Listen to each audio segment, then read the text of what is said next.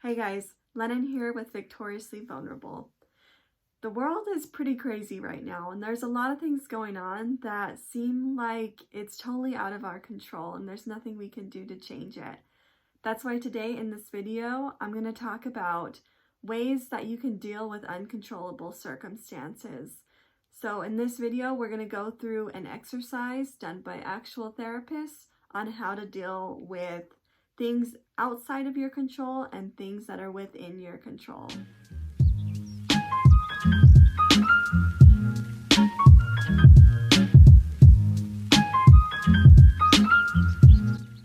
The main goal for this exercise is to really examine the paradox of surrender and what that means for you in your life, and examine how you surrender or let go of control in circumstances, and examine those things that you are in control of. So the first step to dealing with uncontrollable circumstances is identifying the desired change. There's something in your life that you want to change, whether it be an actual circumstance or maybe it's just your reactions to a specific circumstance in your life. And so this is where you get out the notepad. See, we're already using it. Get your iPad out and write down those changes that you want. And a tip of mine is to formulate it in a way that points it in the direction of the outcome. So, and what I mean by that is, instead of saying, I want to experience less stress in my life, or I don't want to be as stressed out, say something like, I want to feel more relaxed. Something that points you, like already the words that you use point you in that direction. All right, so now that we've done step one and we have identified our desired change, we're going to take a look at things that are within our control. So you're going to draw a circle or something that resembles a circle. We're not artists, this is therapy.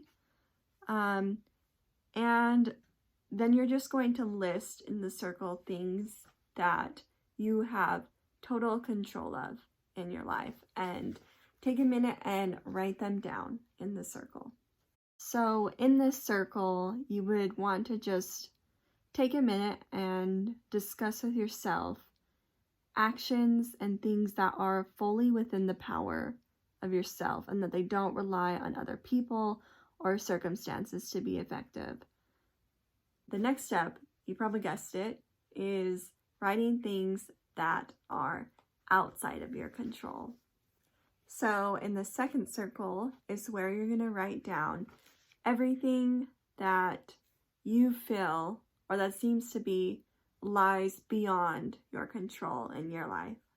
Okay, so now we're going to go back to our first circle, and you're going to take a look at all these things and then ask yourself if there were times where you have dealt with one or more of these things, and think of some examples and take a minute to write down those examples. Examples of these could be moments where your actions didn't line up to what you thought they should, or maybe moments where you had to deal with difficult feelings or negative emotions, things like that. This also allows you to take a step back and look at these examples and realize how you took action in these scenarios, or take a look at which actions were helpful and which ones weren't helpful. And then the next thing to do after that, after you've written those things down, is to rate yourself from 0 to 10, 10 being very able and 0 being not able at all, on the extent to which you feel you are genuinely able to deal with things that are under your control. Can you, or do you have a difficult time with doing so? If you do feel like you can't get things under control, if you feel like everything in your life is out of your control, that your circle number 1 has little to no things, you can't think of any examples, write down what do you feel is preventing you from being there. What is preventing you from being at a 10? If you feel like you're at a 0 or a 1 or a 2. And then after that, after you've written that down, write down what would it look like for you? What would it look like for you to have things under control? How would it look to have your emotions be under your control, or have your feelings under your own personal control? So take a minute, and that was a lot, I know, but take a minute and write down all those things. So after you've rated yourself from 0 to 10, just to go over it again, if you feel like you're not able to deal, or you don't deal enough with the things that are under your control, take a minute and write down what do you think is preventing you from doing so. And then after that, write down what it would be like for you to deal in the most optimal way with things that are under your control. Step 5. Here's where things get juicy.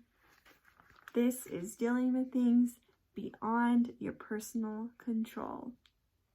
This is probably the most introspective of all the steps, and this is where you're really going to have to take a look at your ability to surrender to things that are beyond your control and how well you're able to do this. So the first thing that you can do, go back to circle number 2. I'll find it in my notes. So you'll want to go to circle number 2, the things that are outside of your personal control. So take a look at them. Ask yourself the same thing that we talked about in circle number 1. Think of examples. Think of examples where you have tried to deal with things that are outside of your control. So the next step to do is the same thing that we did with circle number 1. Just rate yourself from 0 to 10 on where you think your ability to deal with things that are outside of your control is. 10, again, being very able to do so, 0 being not so able. And then take a look at why, if you're low, if you've rated yourself a 0 or 1, ask yourself why you think that. Ask yourself what is preventing you from being able to do so, and take a minute to write that down as well. Same with what we did with circle number 1.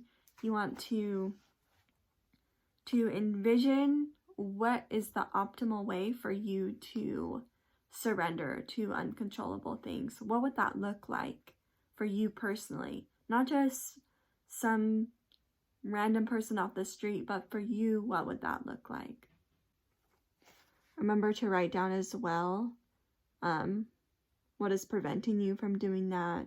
Remember to write down what it looks like to you to fully surrender, and what that would mean for you, and how do you get there?